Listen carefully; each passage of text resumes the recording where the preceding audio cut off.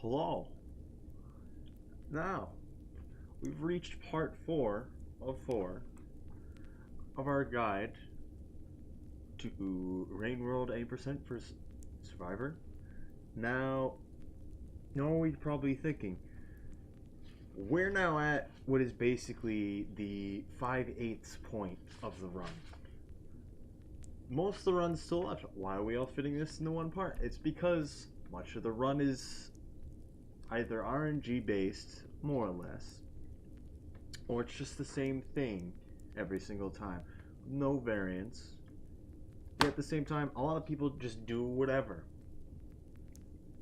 It'll make a bit more sense when I get there. Now, say we've gotten here. We've actually done our Guardian skip here. Maybe we've actually pulled off a rock percent and use a rock and a spear to get over whatever need be necessary. Maybe you've looked up how to do hazer percent and decided to do that instead. There's a spear there. Whatever the case, you're now at the last part of the run. I recommend having a split going into here, as although this is the first real room where the depths physics take over, it's from here on that the depths physics really take effect, and the slow effect as well.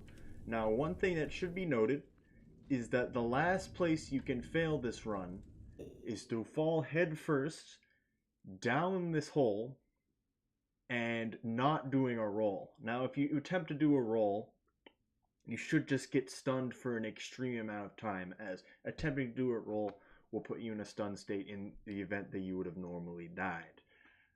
So, don't do that. And what is recommended to try to do the best is to fall down and then just graze the side on the right. Maybe you could do the left, whatever you find is best. Like once, right at the end. And then try to do a roll into the pipe to the right. You do fast fall, fail that miserably. Maybe you try for a roll there. Either way, you probably get stunned. You either do it correctly and don't get stunned and just slap against the wall and then completely stop, and then you can just roll down. Either way, you get down here, you're this far into the run. It's not a lot that can... There's not a lot of singular mistakes that can waste you a huge amount of time. Obviously, it does matter. These are seconds that are being lost. Realize that it's not a failure.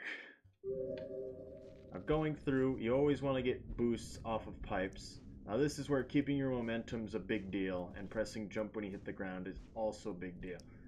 Knowing when you can and can't do rolls and jumps out of rolls is also a big deal. You may want to hold the roll and just walk out of it. Hitting the ceiling is the worst thing you can do this in this area, considering of how slowed down it is and how much more time that you lose than you normally would. Now, going down, you saw that I hit the ceiling a few times. Well, one time. You may want to just roll out of it and just stand up out of it. Don't press jump. Just roll down when you can. Roll down how you want to. Jump out of the roll. Whatever you think is best. Everyone gets here at approximately the same times. Seconds are lost, seconds are gained. You will know which is better when you see it. There is a few things that I will point out and I will suggest to you, as runs will vary differently, even in the best of runs, just of how and where you pick up rocks and sticks and the like. Because it's still debatable of which is the best. Now, you really want to make sure, be aware of what your walking speed is and what a faster speed is when trying to keep momentum on the jumps. Is, do you want to throw a spear? Do you want to take the upper path? Do you want to take the lower path? Do you want to attempt to do a roll? If you fail any of these things, or jump off the ceiling or anything, this loses you more time than you would think. Attempt for a roll there, completely failed. I do not recommend to attempt to a roll in here. I do not recommend trying to go the upper path here. Now, starting with rocks, something I really want to emphasize is that sometimes you really want to go heavy on rocks. Maybe that's just you. Maybe that's you're suddenly picking up a bunch of rocks. in a lot of cases, you have the ability to throw a rock, it bounce off of the ceiling or something in front of you. Also recommend just holding onto a pole for a second and then jumping off it. You might have to have the ability to throw it off something and have it bounce back to you. Because everything's slowed down, you have much greater chance to grab it when it passes you again. So that you technically you're playing catch with yourself in many occasions. This is more possible much later in this area than right now, like going up, jumping off as well. Find out little things that can make you faster. There's no clear route that is said that is the best to go through here, other than keep your momentum when you get it, as a lot of people mess up in this area.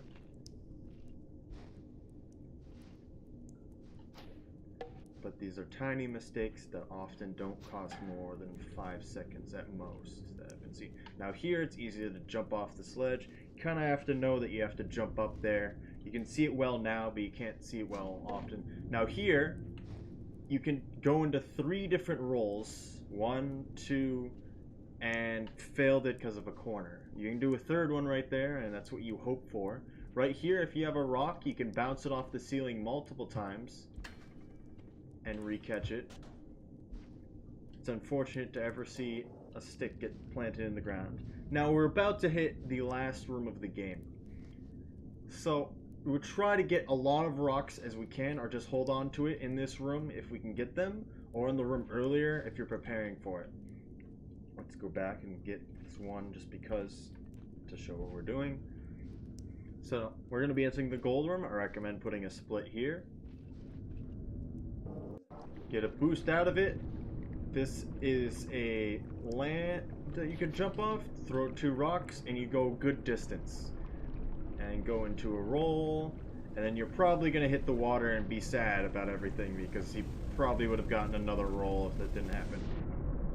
Now there's this little ledge that's in the way here under the water, so I like to get right about here before I start going down. Well, actually I went pretty far, but just watch out that that exists. Now one thing that I will say right now is that some people would like to see the game end right when the screen starts falling. This is something for people to talk about in the future. Do they want to have the Void Worm RNG? Do they not? Now we're going to enter the Void Worms, which is everyone's favorite. Also realize that currently you're still in the drugged effect. Everything is still slowed. Watch my controller that is totally not disconnected and see how I swim. There's this thing at least posted / found by Applebread a long time ago that was brought back up sometime in the future and tested in the Void Sea, and it consists of how to swim in water. What's the best way to do it? Because we're in the Void Sea, we can press A as many times as we want. Just if we press it too fast between strokes, Slugcat will completely slow down, lose your momentum. You want to keep your momentum and try to press A consistently. We're still coming out of the slow zone, and then as we're coming out of it, the time dilation kind of changes, so we'll have to adjust accordingly as it happens. Just look at Slugcat's arms, and once you practice it enough, you can tell. But the important part is a slithering motion. Consider a snake going through water. How does it move? So it would slither back and forth. If you want to go straight down, just have 2 things right distances in between it. Look at Slugcat's arms to tell when you can press jump again. Believe it or not, this little snaking motion I'm doing, you would think it would slow you down because you're not going straight down, but it in fact speeds you up a great deal. It also lessens the Void Worm RNG manipulation. The Void Worms have less annoyance to you simply because you're going by them so quickly that it's not nearly as annoying. Now we're just going to go through this. I'm going to go through the whole sequence.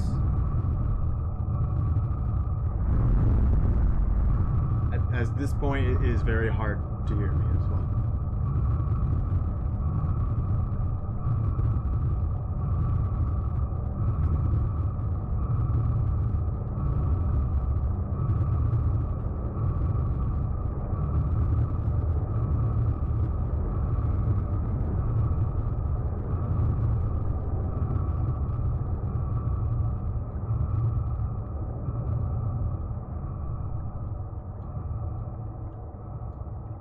See how fast I was?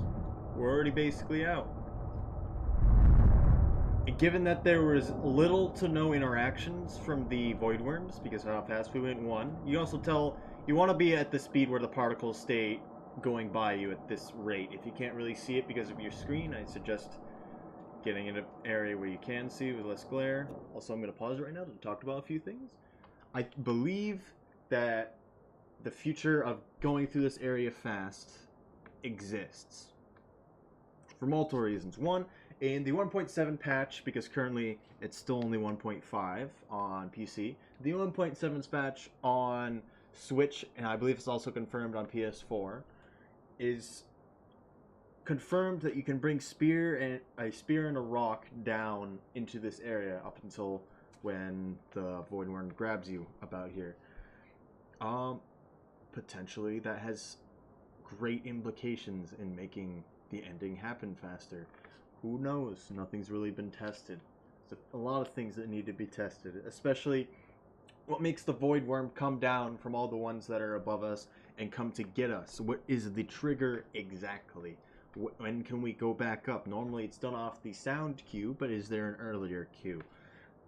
Something that should also be tested that no one really knows beyond sound cue. Let's just go up. Now, something else I want to talk about as we get to it.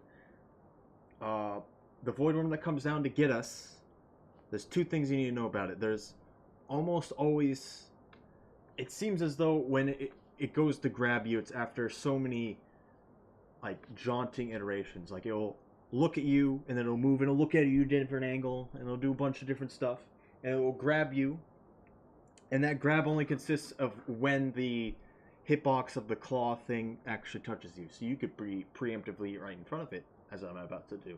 Something else that you can do is swim up towards it and try to go past it. This may glitch it out a little bit and may take it longer for it to actually grab you, but in the end the void worm needs to do a loop-de-loop and bring you back up to all the other void worms and then bring you straight back down. So the farther up you are, technically the slightly faster the ride will be. Although, considering how fast the void worm goes, that may or may not be the best idea. I recommend just going up when you're hearing the sound cue and then trying to get the void worm to force grab you quickly. Now we're just going to go until the void worm grabs us. I'm going to do something real quick. Turn down this volume so you can hear me a bit better. Now, something else I want to talk about that I should have mentioned earlier as well is that you see the particles flying past us right now. When we're getting in the void worm area where the void worms affect us, I believe that it is much better that void worms do not affect us at all, instead of like them helping us. And unless it goes straight down by us and affects us a great deal, every time they touch us, they reset our momentum. We go right back to zero, more or less. That I can see. It is hard to tell, but that's what it feels like when actually doing it.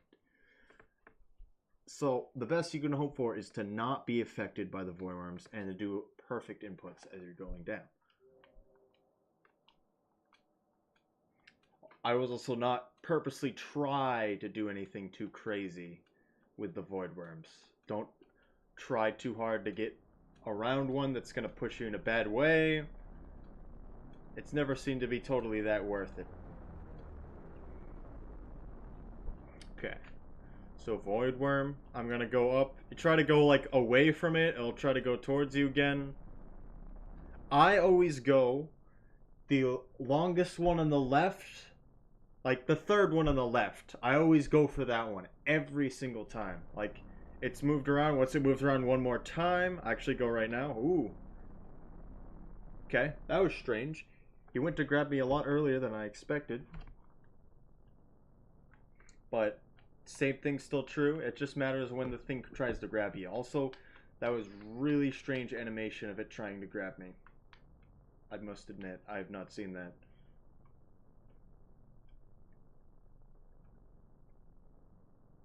Okay. Stop with the the errors of game.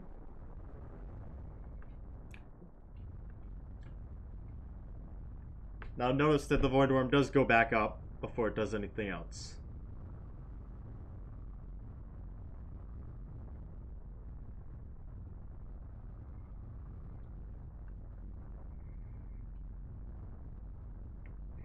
Now this is kind of the point where you're like, yeah, we're almost there. Now it is still possible that you're gonna lose a lot of time just from the swimming. You're not gonna be totally heartbroken over it, but a second is a second. And although it's so easy to autopilot swim, especially in this last area, I mean, it's good to be really consistent and be able to autopilot, but sometimes you really should pay attention when you're doing stuff. Now, something else I want to point out, right when the void worm lets us go. Now, notice which way it leans. Okay, so it went to the right. If it went to the left and we started going down right where the end is, it would tug us and bring us back. Although it's believed that the ending does not spawn until the void worm leaves, it still prevents us from really gaining and picking up momentum soon. But because it leaned to the right, we'll be able to leave it and just go on without it tugging us. String will just come off. There'll be no tug. Now we just try to go as fast as we can. It will come back up and hit us and destroy our momentum, which is extremely annoying. But that's just the nature of it. The rest is just swimming down. This is also a good time to talk about what this may be like on keyboard. Now, a lot of inputs you could do a lot more specialized and faster, or you may not want to grab a pole and just press right left and to grab a wall. There's a lot of specific things that doing just left, down, right, and up inputs are better than multiple at the same time accidentally because you're doing a joystick.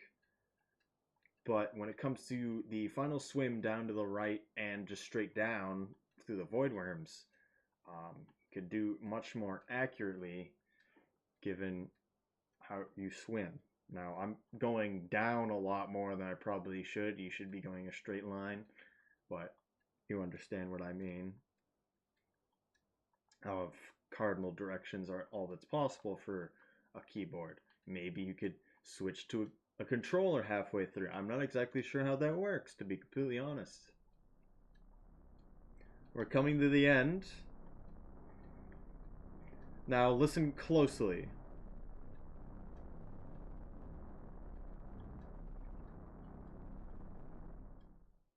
Slugcat is still in control in the background, as you hear him still pressing A. When the loading appears in the bottom left, the game is over. Run's done, right there. We get a good final cutscene. Seems like this is a good point to stop and talk for a moment. So yes, maybe I've explained a bit too much when it comes to at least the first few sections.